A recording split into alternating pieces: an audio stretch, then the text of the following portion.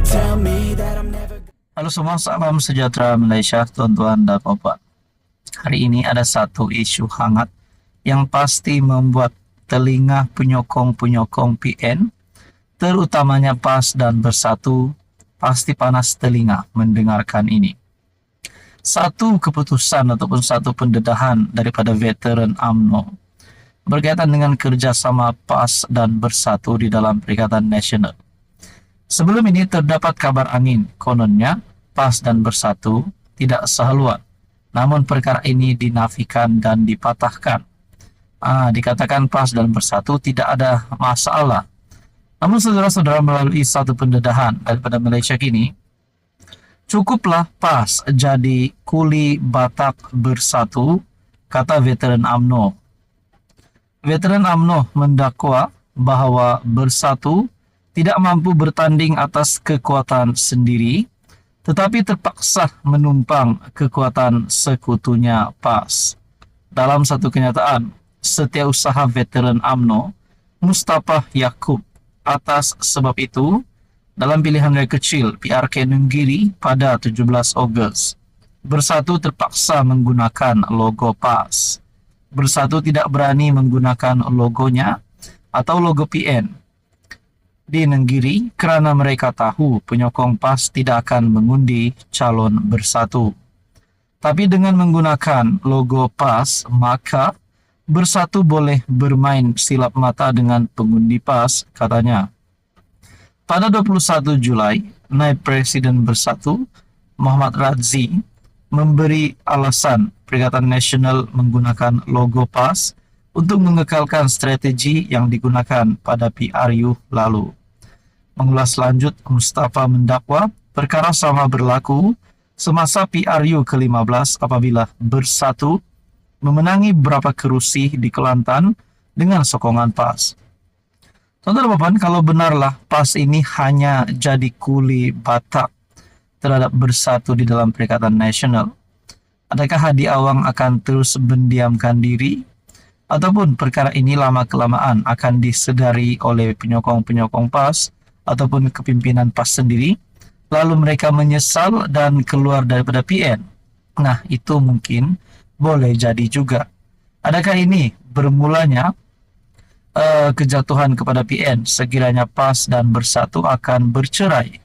Dan masih mampukah Muhyiddin sebagai Presiden Bersatu membawa parti itu ke tempat yang lebih tinggi sekiranya PAS pun sudah keluar daripada Perikatan Nasional?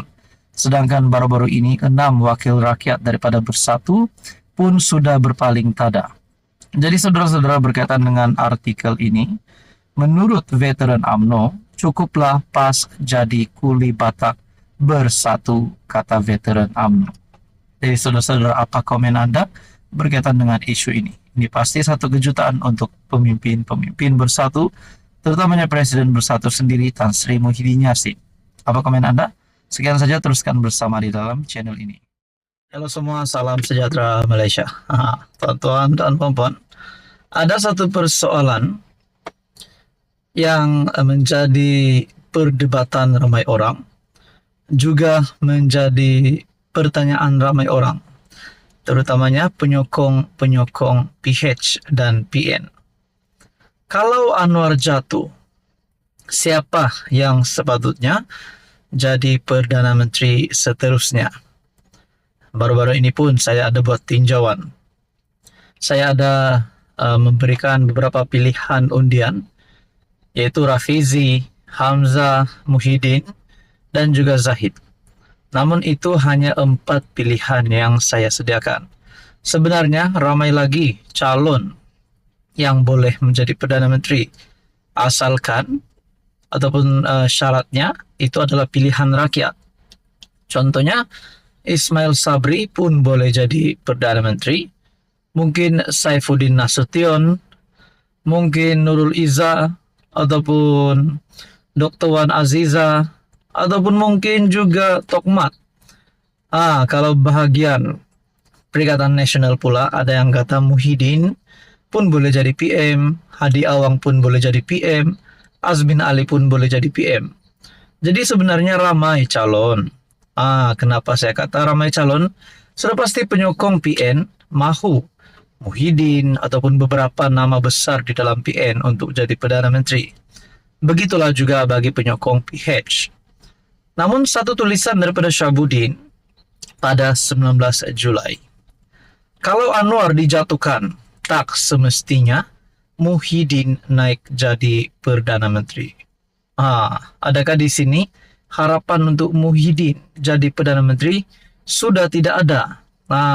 Lagi pula beliau hari ini sedang berhadapan dengan beberapa kes mahkamah. Menurut tulisan daripada Syahabuddin, seorang rakan yang merupakan pengikut tegar Anwar Ibrahim sejak era reformasi menegur beberapa tulisan saya yang mengkritik kerajaan Madani dengan mengatakan tindakan saya itu hanya akan membuka ruang kepada Muhyiddin kembali semula sebagai PM.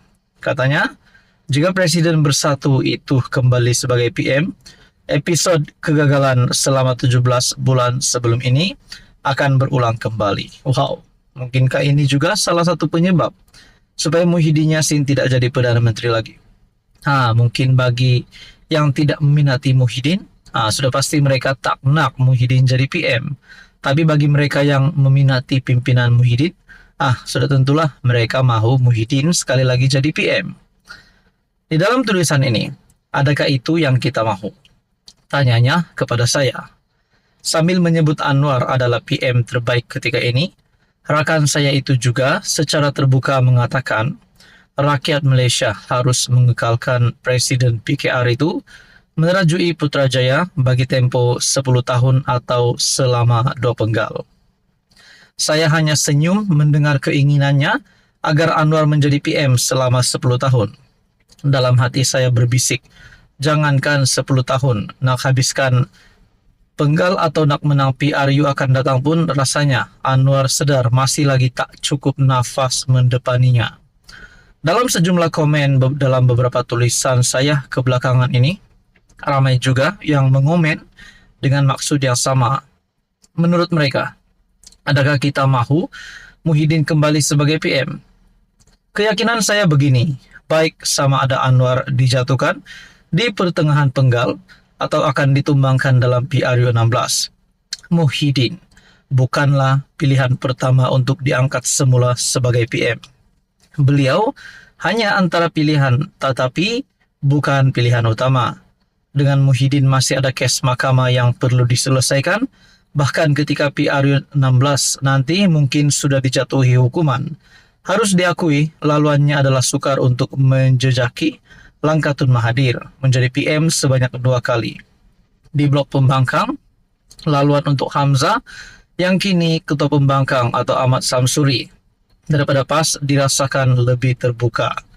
Tambahan lagi berdasarkan sentimen Melayu, Islam yang terus berkembang. Jika dalam PRU 15 lalu, PAS mampu memenangi 43 kursi parlimen, jumlah kemampuan menang parti itu dijangka akan bertambah lagi. Jadi menurut tulisan daripada Syahabuddin Husin, dipendekkan cerita, selepas Anwar tiada, tak semestinya Muhyiddin merupakan penggantinya. Jadi tuan-tuan dan puan, memang salah Anwar Ibrahim akan letak jawatan, akan tidak jadi Perdana Menteri lagi, tapi persoalannya bila. Itu persoalannya bila. Jadi apa komen Anda tuan-tuan dan puan? Sekian saja, teruskan bersama di dalam channel ini.